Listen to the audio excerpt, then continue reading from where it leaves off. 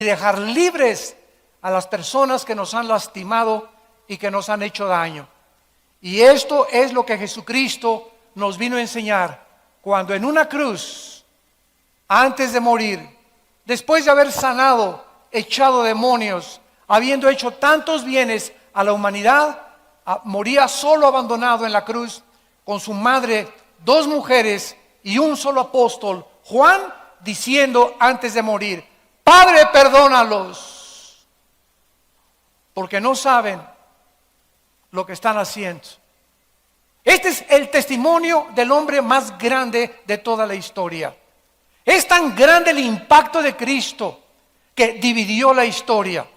Hace algunos meses tuve un debate en una radiofusora con un ateo, y este hombre se atrevió inclusive a decir y afirmar: es que ni siquiera Cristo apareció en la historia, es algo que inventaron los cristianos.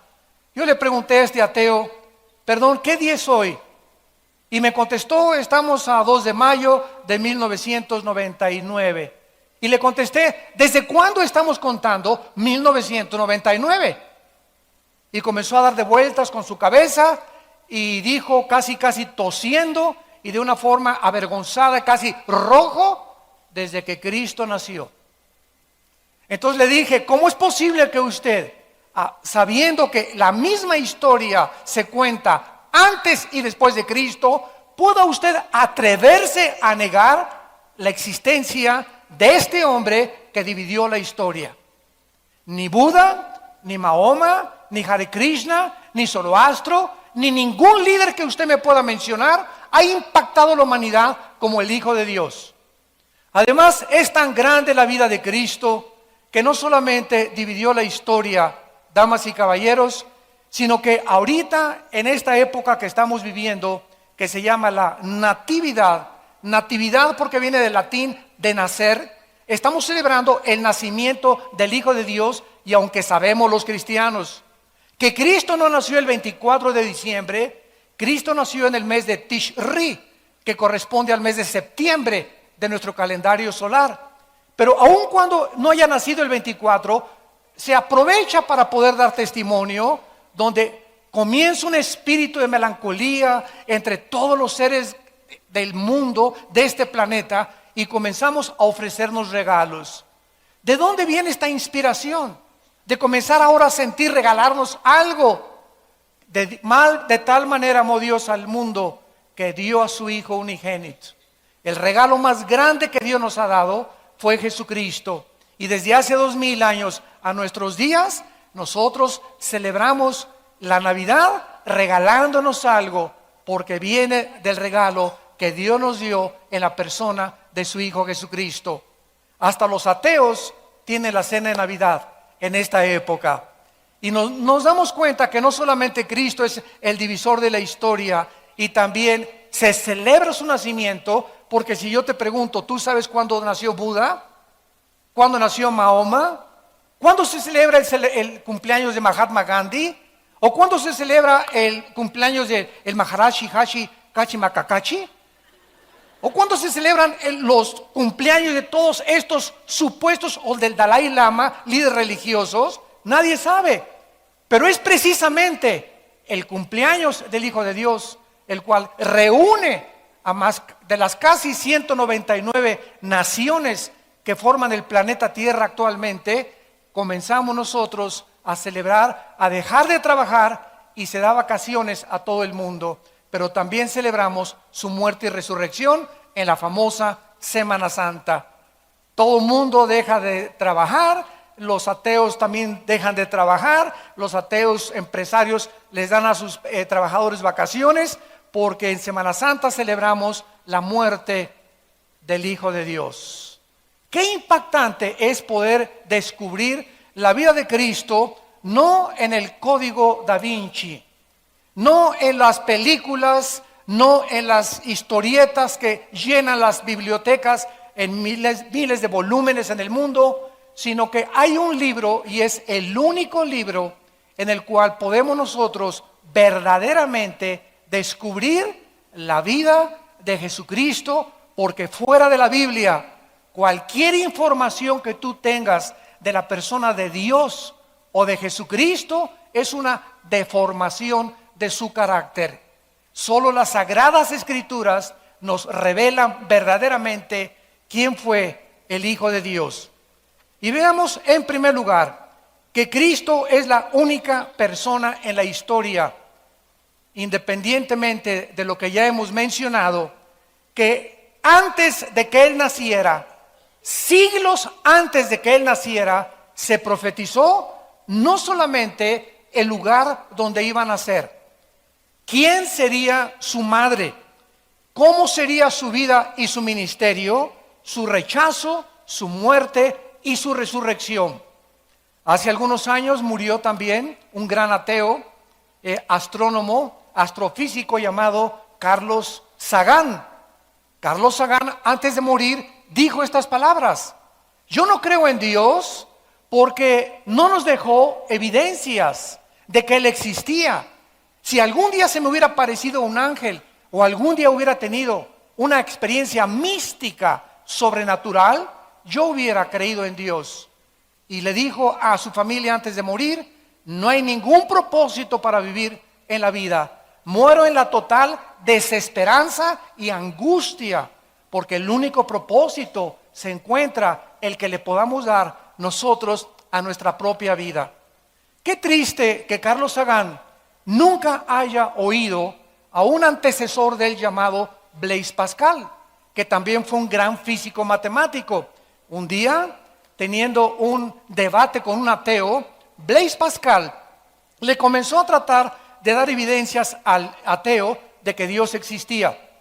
Y Blaise Pascal le dijo: el diseño y el orden del universo cuentan la gloria y la obra de un ser sobrenatural. El universo está perfectamente bien afinado. La rotación de la Tierra sobre su eje de 23 grados y medio, las vueltas de la Tierra alrededor del Sol, las órbitas elípticas y las órbitas planetas, y quién está deteniendo que se estrellen galaxias contra otras galaxias, que de acuerdo a Newton es la ley de la gravitación que existe en el universo. El ateo le dijo: mira, todas estas cosas tú las puedes creer, pero yo no las creo. Entonces Blaise Pascal decidió hacer en su estudio, en su casa, un modelo a escala del universo. Entonces colgó el Sol y la Luna y Mercurio y Venus. Así era maravillosa la forma como Blaise Pascal hizo el modelo del universo en el estudio de su casa, e invitó al ateo a comer. Y cuando el ateo llegó a comer, le preguntó: oye, qué maravillosa reproducción has hecho del universo, ¿quién la hizo? Y Blaise Pascal le contestó y le dijo: se hizo sola. O sea, es increíble la irracionalidad de, al ver una pintura, tiene que haber un pintor. Detrás de una escultura, tiene que haber un escultor. Detrás de una obra de teatro, tiene que haber un director. Detrás de una construcción, tiene que haber un ingeniero o un arquitecto. Detrás de todo lo que existe, tiene que haber una causa. Es imposible filosófica y racionalmente llegar a concluir: Dios no existe porque no hay evidencias de su existencia, cuando estamos rodeados de un universo que nos muestra la obra de un supremo creador y legislador de la moral.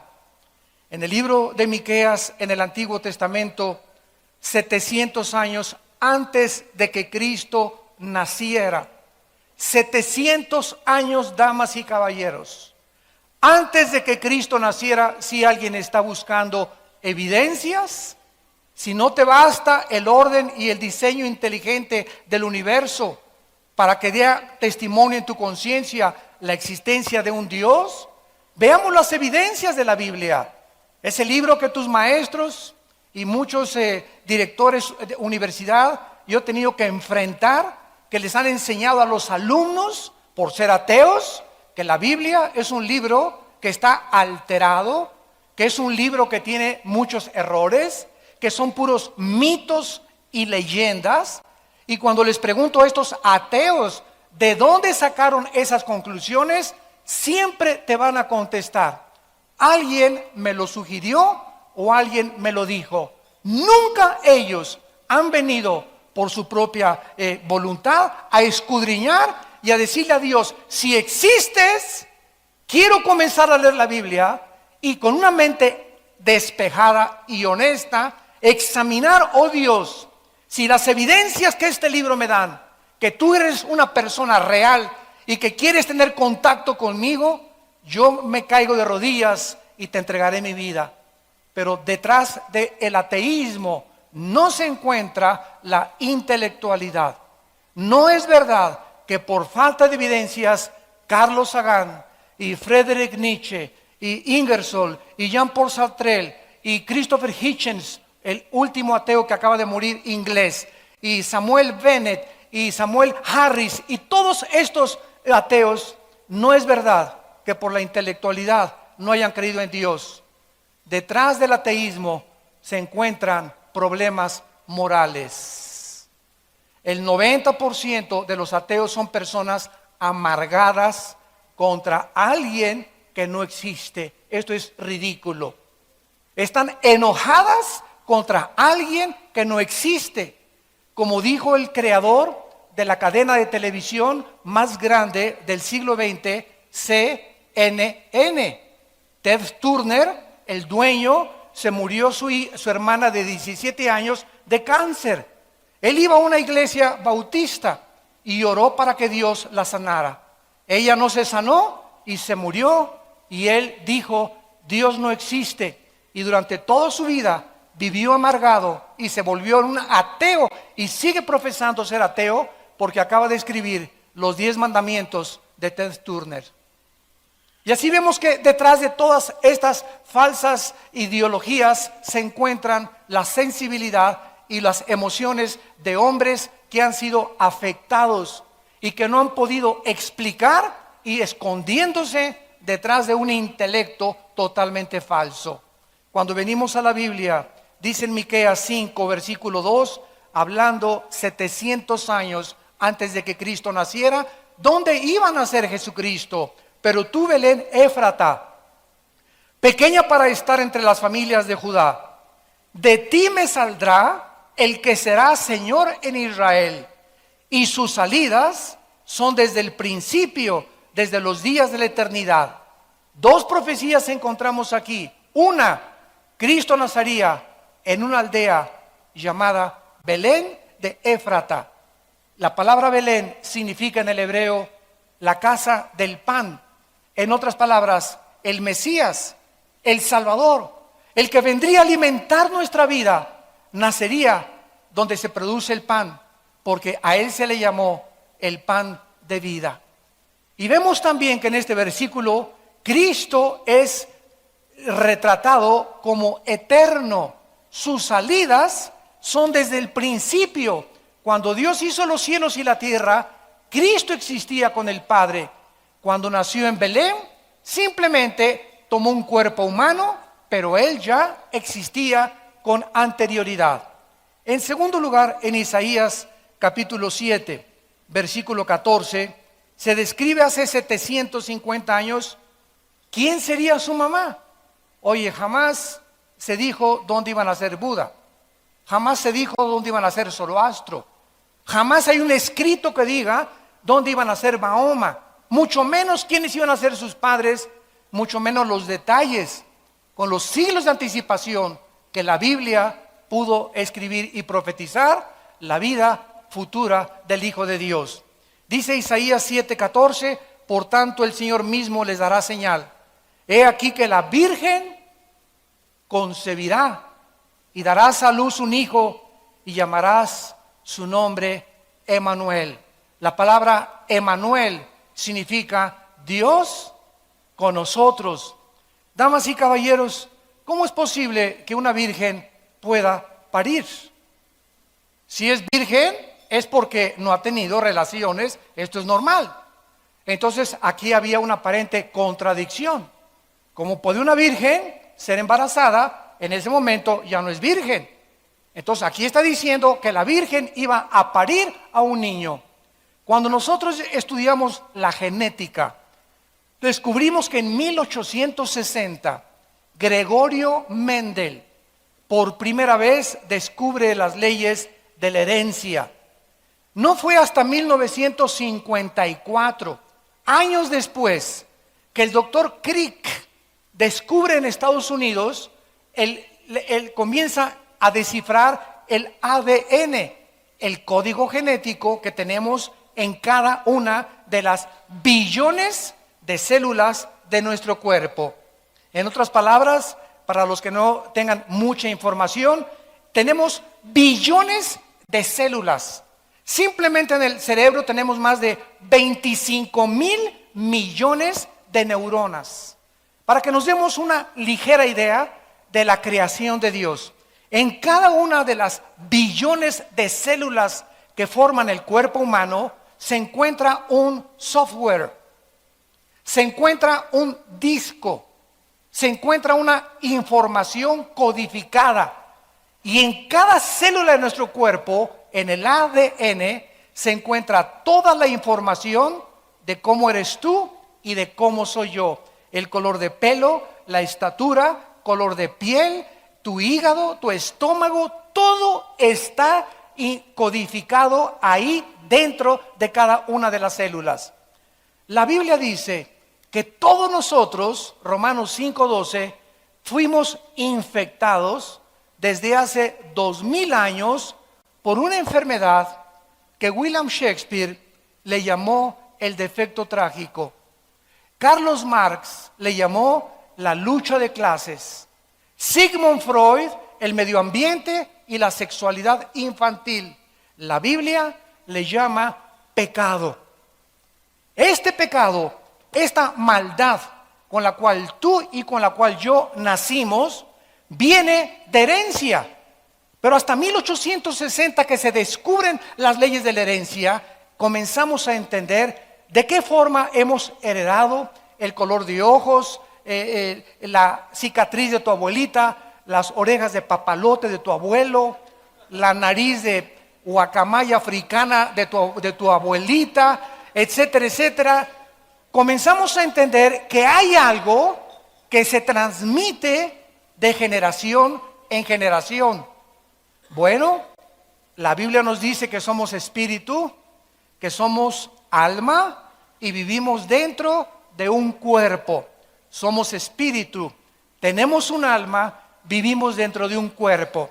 Si nosotros hemos heredado características físicas y hasta emocionales, porque muchos dicen tiene el carácter de la abuela, tiene el carácter del papá, hemos heredado cualidades físicas y emocionales. La Biblia dice que si somos espíritu, hemos heredado también algo espiritual que ningún libro en los billones de volúmenes de literatura que existen en las bibliotecas, ningún libro más que la Biblia nos revela que el ser humano nació infectado con una enfermedad espiritual que se llama pecado.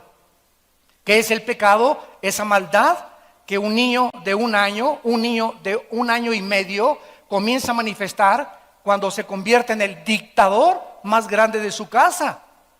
Cuando un niño de 2 años no lo enseñas a hacer berrinches, lo enseñamos a portarse bien, pero a nadie le enseña a nadie portarse mal, porque la maldad nació con nosotros en el corazón.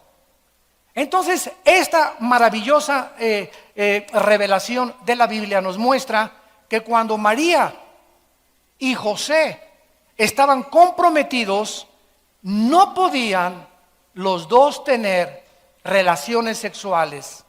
Independientemente de porque no estaban casados, si José, escúchenme con mucha atención, esto fue escrito hace 2000 años, señores médicos y genetistas. Si José hubiera tenido relaciones sexuales con María, Cristo no hubiera podido nacer sin pecado. Y Dios tenía que tomar un cuerpo humano, pero al mismo tiempo identificarse con la raza humana, porque el pecado está en nosotros, pero al mismo tiempo Dios tenía que ser Dios en la carne. ¿Qué sucedió cuando nació María y José? Que Dios cambió completamente la genética de los seres humanos. Dice el Evangelio de Mateo, capítulo 1, versículo 18. El nacimiento de Jesucristo fue así. Estando desposada María, su madre, con José, desposados, o sea, estaban comprometidos, no se habían casado. Antes que se juntaran, se halló que había concebido del Espíritu Santo. En otras palabras, la genética nos enseña que el varón tiene dos cromosomas, una Y, otra X. La mujer tiene dos cromosomas XX. Cuando el óvulo de mi mamá fue penetrado por el esperma de mi padre, el esperma que penetró el óvulo de mi madre fue el Y, porque el cromosoma Y es el que determina el género masculino. Tú eres hombre porque el óvulo de tu madre fue ovulado por un esperma Y. Cuando entra un esperma X, nace mujer. Entonces, desde Adán a nuestros días, el cromosoma Y de los hombres lo traemos infectado con el pecado. Entonces, si José hubiera tenido relaciones con María, la hubiera infectado a través del cromosoma Y. ¿Qué hizo Dios? José, hazte a un lado. Un ángel se le revela a María. María se asusta. ¿Cómo es posible que yo pueda embarazarme si no conozco varón? Y además, en toda la colonia de Tlalnepantla me van a comenzar a corretear y a decirme, adúltera, ¿verdad? Tuviste relaciones antes de casarte. Y el ángel le comunica a María y le dice, María, no tengas miedo, porque el santo ser que va a nacer dentro de tu matriz será llamado Hijo de Dios, Hijo del Altísimo. José no va a tener nada que ver en este nacimiento para que él pueda nacer sin pecado, porque se necesita alguien sin pecado que pague por los pecados de los seres humanos en una cruz. José también se espantó, y entonces cuando él comienza a darse cuenta que le comienza a crecer la pancita a María, imagínense nada más qué decepción de un hombre, ¿verdad? Oye, tú y yo no tenemos nada que ver, ni siquiera te he dado besos, y de repente ya estás embarazada. Un ángel se le aparece a José también y le dice a José, no tengas miedo de recibir a tu mujer, porque nadie la ha embarazado, la embarazó el Espíritu de Dios. Esto es maravilloso cuando la genética hace algunos siglos comenzó a ser descubierta, y nos comenzamos a maravillar y a decir, la Biblia tenía razón. Hechos científicos, químicos, arqueológicos, antropológicos, psicológicos, físicos, matemáticos, biológicos, que apenas han comenzado a descubrirse. La Biblia es más antigua y más moderna que el periódico de mañana en la mañana. Esta inspiración de la Biblia, estas profecías nos hablan que el autor no pudo ser el ser humano. Y como es el único libro que nos revela verdades absolutas, es el libro más controvertido, más atacado, más desechado y más calumniado de todos los libros que existen religiosos. Nunca se han preguntado por qué los grupos de rock satánicos, como Judas Priest, como los Rolling Stones, siempre se pintan el 666. ¿Por qué no el 555 o el 333? ¿Por qué los pentagramas de los ritos satánicos usan el 666? ¿De dónde salió este número? De Apocalipsis capítulo 13. Va a ser el número con que el anticristo va a gobernar a las personas cuando él haga su aparición en Europa y el Medio Oriente. Oye, ¿y por qué este hombre Marilyn Manson, verdad, que dijo que él era hijo de Satanás, cuando predica, la Biblia la agarra en sus presentaciones, la muerde, agarra un pollo, le arranca las plumas al pollo, agarra la sangre del pollo y escupe en la Biblia. ¿Por qué tiene que ser la Biblia? ¿Por qué no el Corán? ¿Por qué no el Mahanivana Sutta? ¿Por qué no el Tripitaka de Buda? ¿Por qué no otros libros? ¿Por qué tiene que ser la Biblia el objeto del odio en las películas? ¿Por qué los cristianos? ¿Por qué Cristo es a cada momento Jesus Christ? ¿No se han fijado? Todo mundo, hasta los ateos en Estados Unidos y en Europa, cuando algo pasa, Jesus, o oh my God, oh mi Dios. Oye, pero si tú eres ateo. Expresiones que no nos preguntamos, está arraigado en la conciencia del ser humano. Entonces, ¿por qué este ataque contra la Biblia? ¿Por qué a Madonna? Cuando le preguntaron que por qué traía tantos crucifijos colgando en sus blusas, si era religiosa, y Madonna contestó, no soy religiosa, simplemente me gusta traer hombres desnudos junto conmigo. ¿Por qué tiene que ser Cristo y por qué tiene que ser el objeto de Lady Gaga? Cristo, el ataque de sus canciones. ¿Por qué ningún otro religioso, ningún otro líder? ¿Por qué Él es? Porque la Biblia nos muestra que Él es el camino, la verdad y la vida. Por eso nada más.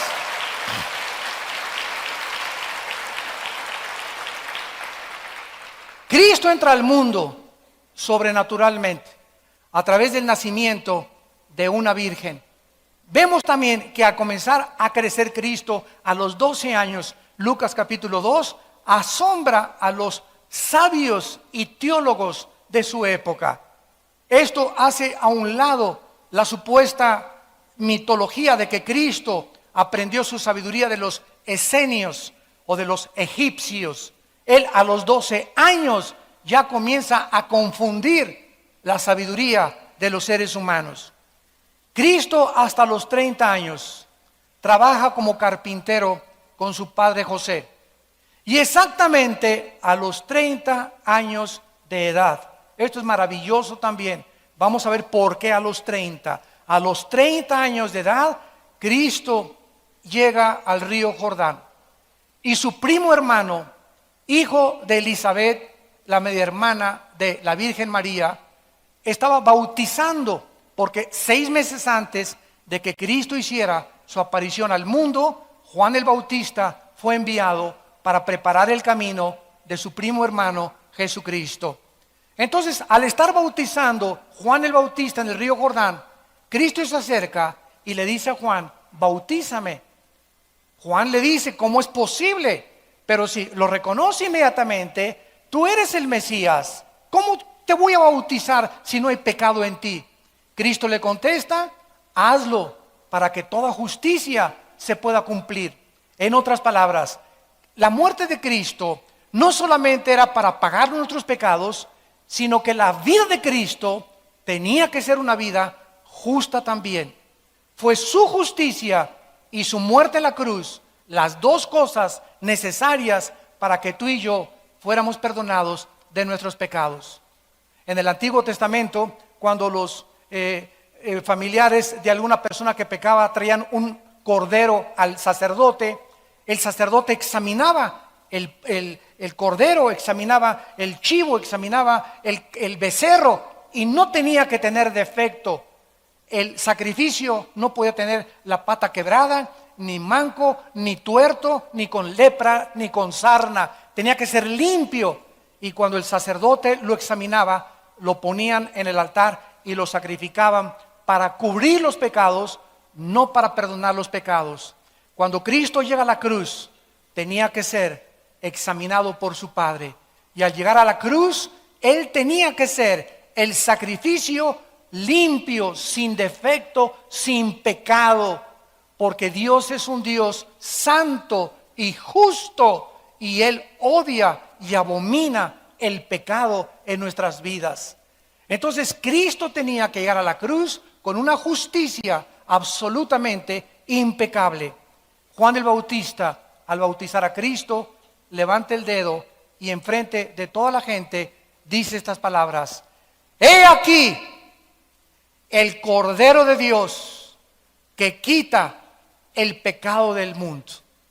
Todos estos judíos inmediatamente voltearon sus ojos hacia la Torá, hacia el Antiguo Testamento, donde el Cordero era, y no entendían el símbolo de aquel Cordero perfecto de Dios que limpiaría con su sangre nuestros pecados.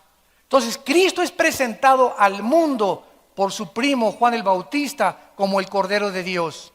Cristo sale del río Jordán y comienza a reclutar a 12 hombres. 12 hombres para desayunar con ellos, comer con ellos, cenar con ellos y viajar con ellos.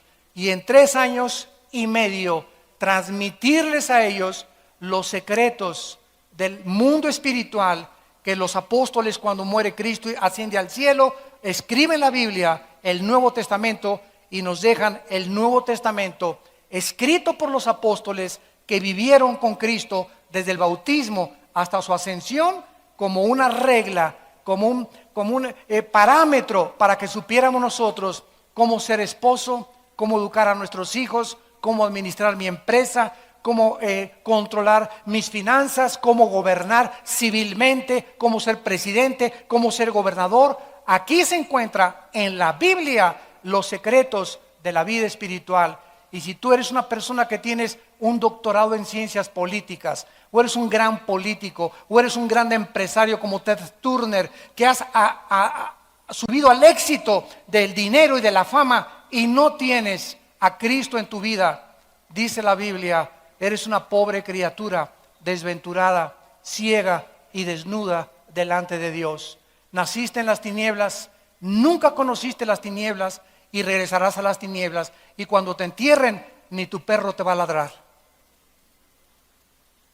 Qué triste es cuando nosotros creemos que en la corta vida que tenemos, 50, 60, 70, los más robustos, 80, 85 años de edad, qué triste es pasar por la vida y lo único que anhelaste fue hacer dinero, hacerte un hombre, que la gente te aplaudiera, te reconociera. ¿Por qué reconoció el mundo a Nelson Mandela? No solamente este hombre perdonó, sino que todos los grandes psicólogos han coincidido, de acuerdo a la Asociación de Psiquiatría Americana en Los Ángeles, esto me impactó muchísimo, han reconocido que este hombre ha sido de los hombres más humildes del siglo XX. ¿Qué pasó con este hombre que con esa humildad y ese perdón hizo reunir a todo el mundo alrededor de su muerte?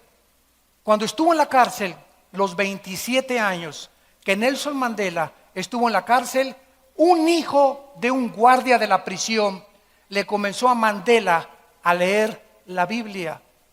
Y todos los días le leía un salmo de los salmos de David. Y cuando Mandela comenzó a estudiar la vida de Jesucristo, él comenzó a descubrir que la grandeza del humano no se encontraba en que nos sirvieran, sino en que aquel que dijo, he venido para servirlos, y el mayor entre ustedes no es el que es servido, sino el que sirve a los demás. Virtudes que chocan con el carácter del ser humano en el siglo XXI.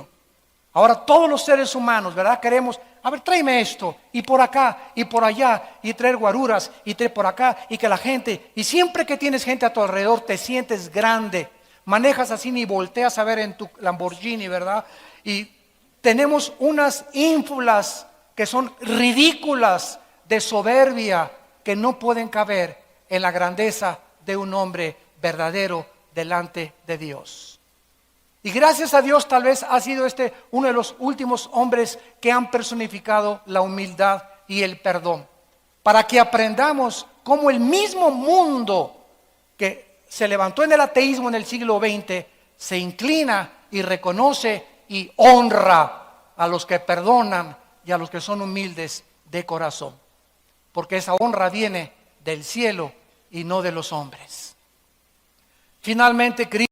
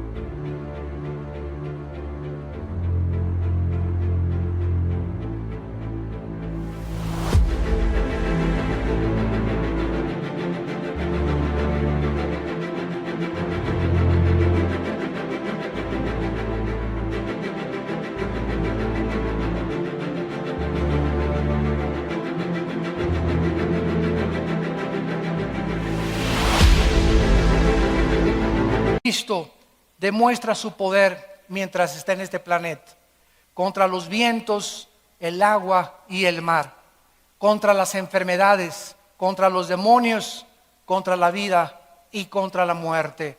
Levanta a Lázaro de entre los muertos. Un hombre que tenía 3 días de muerto ya, hedía, apestaba Lázaro ya. Y cuando en el capítulo 11 del Evangelio de Juan, Cristo ante toda la multitud grita: Lázaro, ven fuera. Lázaro, todo vendado, sale de la tumba y comienza a decirles a los discípulos: quítenles las vendas. Ese día que los fariseos vieron el milagro, en el capítulo 11 del Evangelio de Juan, el mismo día que él resucita a Lázaro, planean asesinarlo.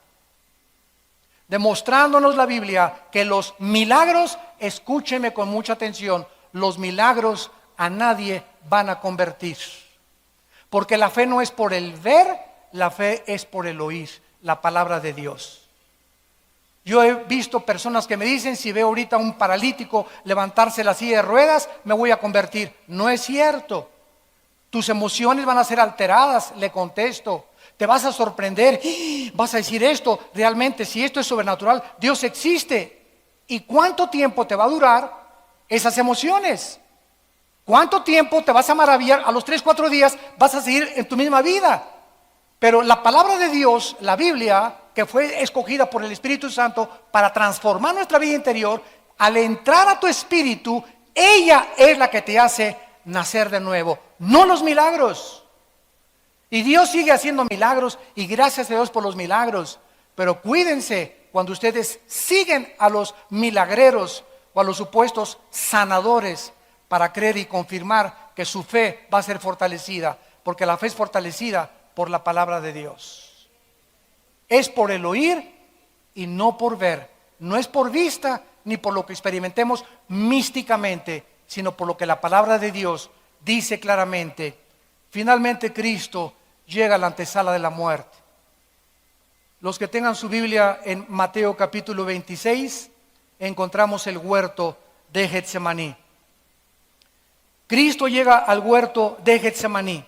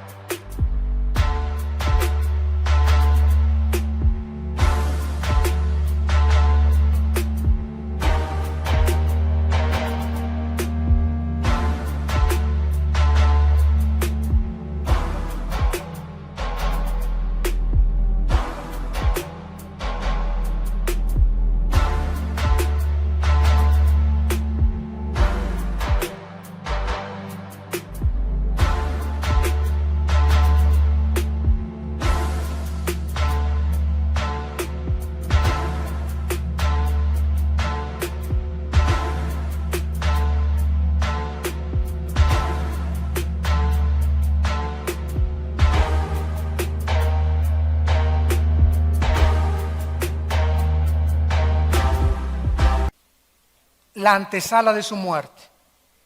¿Qué pasa en el huerto de Getsemaní? ¿Qué sucedió en el huerto de Getsemaní? Tan profunda mente espiritual, que hasta la fecha, 2000 años después, muy pocos teólogos han podido ponerse de acuerdo en el fenómeno que se llevó a cabo en el huerto de Getsemaní. Cristo se encuentra la víspera de su muerte.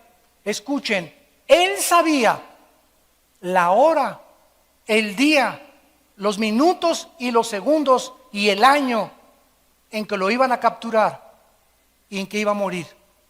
Cristo era omnisciente, conocía todo con anticipación. Si no hubiera así, no hubiera celebrado la última cena.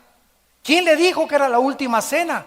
Y que al otro día ya no iba a ver a sus discípulos más que cuando Él resucitara. Y en la última cena les dijo a los discípulos: este pan y este vino que estamos participando y comiendo ahorita, no lo volveremos a comer juntos hasta cuando venga mi reino. Prometiéndoles a los discípulos que esta vida iba a pasar y que nos vamos a juntar con Él, todos aquellos que hemos puesto nuestra fe en el Hijo de Dios, cuando resucitemos de entre los muertos. Entonces Cristo celebra la última cena sabiendo que en los pocos minutos, al salir de la cena, Judas Iscariote saldría con los fariseos y lo venderían por 30 miserables monedas de plata. Dice Mateo capítulo 26, versículo 36. Entonces llegó Jesús con ellos a un lugar que se llama Getsemaní. La palabra Getsemaní significa aceite prensado. Aceite prensado.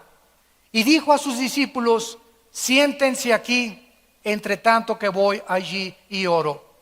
Y tomando a Pedro y a los dos hijos de Zebedeo, comenzó a entristecerse y a angustiarse en gran manera. Entonces Jesús les dijo: mi alma está muy triste hasta la muerte. Quédense aquí y velen conmigo. Yendo un poco adelante, se postró sobre su rostro y orando dijo: Padre mío, si es posible, pasa de mí esta copa, pero no sea como yo quiero, sino como tú. Vemos nosotros en Getsemaní, en la antesala de la muerte, que se llevó a cabo un fenómeno médico tremendo que se llama hematohidrosis, en el idioma científico, hematohidrosis. La sangre comienza a salir de los poros del Hijo de Dios. Qué presión tan profunda Él experimentó en esos momentos, espiritualmente hablando, desde luego, que hizo que la sangre, el corazón, bombeara con tal fuerza su sangre que se saliera a través de sus glándulas sudoríparas. El páncreas, de acuerdo a los médicos, promueve el aumento de las lisoginasas que se derraman en el torrente sanguíneo, diluyendo el cemento endotelial que produce el paso de la sangre a través de los capilares cuando se mezcla con el sudor. Es el sangrado hacia las glándulas sudoríparas. Aquí se establece, damas y caballeros, el principio más grande del Evangelio de Jesucristo. Padre, le dice Jesús a su Padre celestial, ¿no hay una manera diferente en la que los hombres sean salvados? ¿No les podrías decir cada quien siga su propia religión porque todas las religiones conducen a Dios, como dijo el gurú? ¿No es posible que cada quien se porte bien y al final todos nos vemos contigo, Padre Santo, al cambio que tú eres bueno y misericordioso? ¿No hay manera que mejor mandes a un arcángel o que te les aparezcas y les digas ¡bu! En la noche? Se van a condenar, hay un infierno, arrepiéntanse. ¿No hay otra manera? Y la respuesta en el cielo fue no. Sin derramamiento de sangre, Hebreos 9:22, no hay remisión de pecados. ¿Por qué? Porque antes de que se descubriera, escuchen esto, otro aspecto científico de la Biblia, antes de que se descubriera la circulación de la sangre, La Biblia en Levítico 17:11, hace aproximadamente 3500 años, decía estas palabras: la vida de la carne está en la sangre. Y la palabra vida en el hebreo es nepej, que se tradujo alma. La vida del cuerpo está en el alma. El alma se encuentra en la sangre. El alma tuya y mi alma se encuentra en la sangre. Es la sangre que Cristo derramó en la cruz. ¿Qué fue lo que Cristo derramó en la cruz? Su sangre. ¿Qué Cristo derramó en la cruz? Su vida, porque su vida estaba en la sangre. No podía haber una gota de sangre en el cuerpo de Cristo en la cruz. Tenía su vida que ser completamente vaciada. Cuando el centurión le atraviesa el costado a Cristo, dice el apóstol Juan, salió una gota de agua mezclada con sangre. De acuerdo a la cardiología moderna, los cardiólogos están de acuerdo en que él sufrió una rotura del pericardio.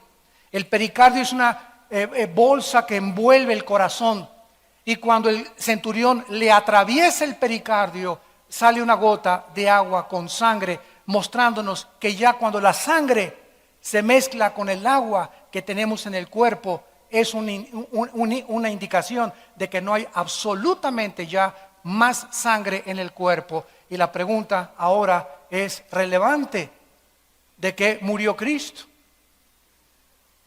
A todos los teólogos y también por la televisión les hacemos la pregunta: ¿de qué murió Cristo? Me van a contestar: de asfixia. No, no murió de asfixia.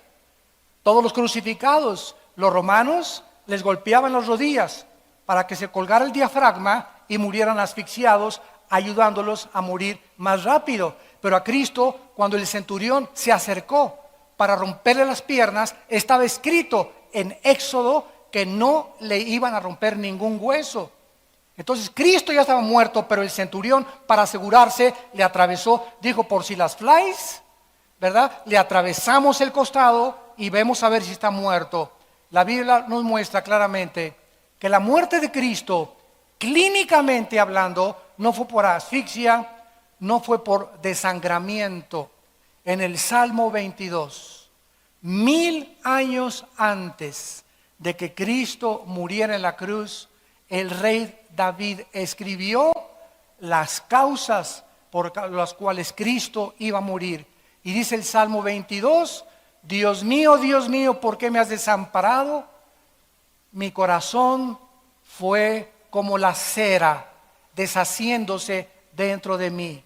Cristo muere porque le explota el corazón de dolor moral. Cuando nuestros pecados fueron puestos sobre su cuerpo, el santo, el justo de Dios no pudo soportar que en ese momento su padre le abandonara en la cruz. Por eso anticipó David diciendo: ¿por qué me has desamparado? Y Cristo gritó: lama, lama sabactani, que en arameo significa: ¿por qué me has desamparado? Algo misterioso pasó en la cruz. El Padre Santo se separa del Hijo cuando nuestros pecados son puestos en el Hijo.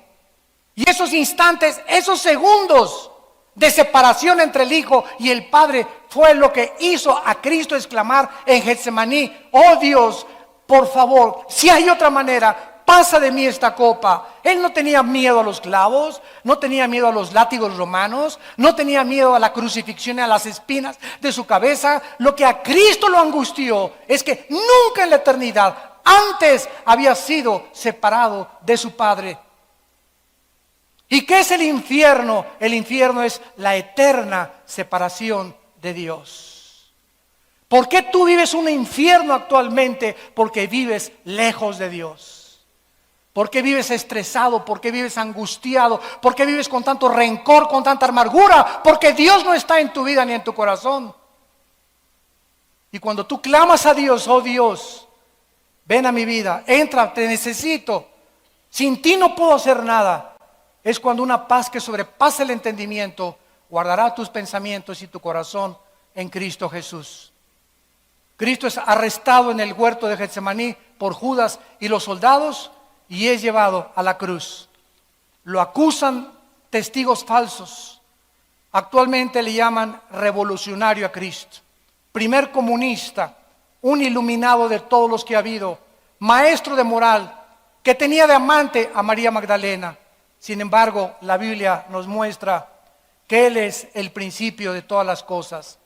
Porque Dios, habiendo hablado muchas veces, de muchas formas, en otros tiempos, por los profetas, la última palabra de Dios a nosotros, de hace 2000 años para acá, es Jesucristo. Y Jesucristo nos dice: yo soy la resurrección y la vida, porque a los 3 días se levanta de entre los muertos. Se aparecen 2 ángeles que mueven la piedra. Llegan los discípulos y no encuentran el cuerpo de Cristo. Si tú vas ahorita, ahí está la tumba de Buda y la puedes visitar la tumba de Mahoma, puedes visitar la tumba de Mahatma Gandhi, de Nelson Mandela, de un papa, de una virgen, del que tú quieras, pero la tumba de Cristo está vacía. No vive, ya no está ahí. Él vive por los siglos de los siglos. Él vive.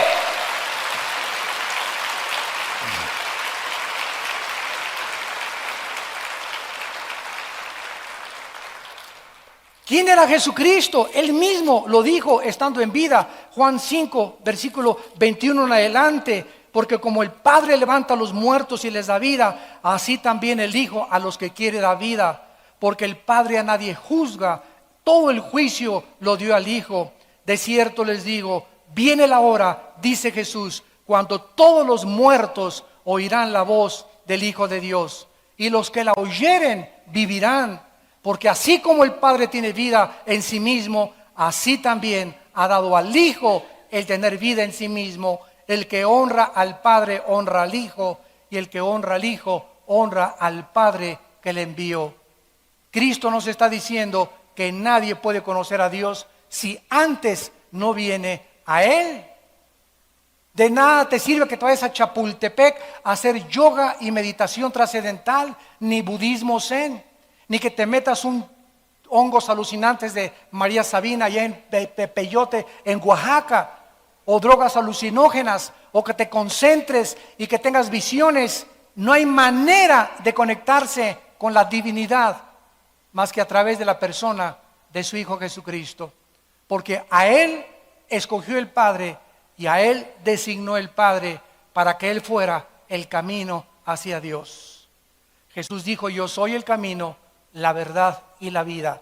Si tú no estás en un camino que es Cristo, vas en un camino que conduce a la muerte. Vas en un camino equivocado, y ancha es la puerta que conduce a los hombres a la perdición, y angosta es la puerta que conduce a los hombres a la salvación. ¿En qué camino te encuentras? ¿A qué amo estás sirviendo? ¿Quién es tu, decimos en México vulgarmente, tu gallito giro? ¿Quién es tu religioso? Atrévete a comparar al más grande ídolo que tú tengas con Jesucristo.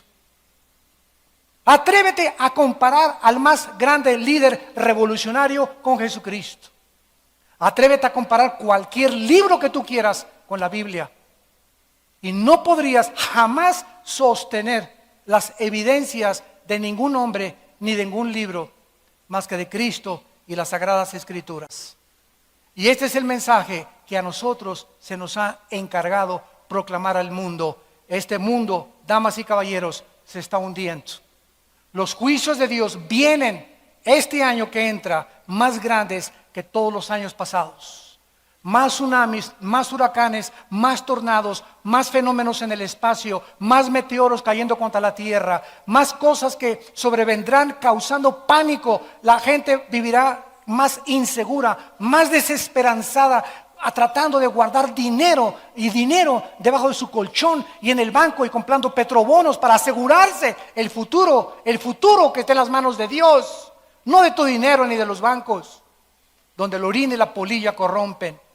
Es Jesús el que nos llama ahora al arrepentimiento, a que vengamos a una cruz, a que le entregues tu vida en esta mañana, te arrepientas de tus pecados y entiendas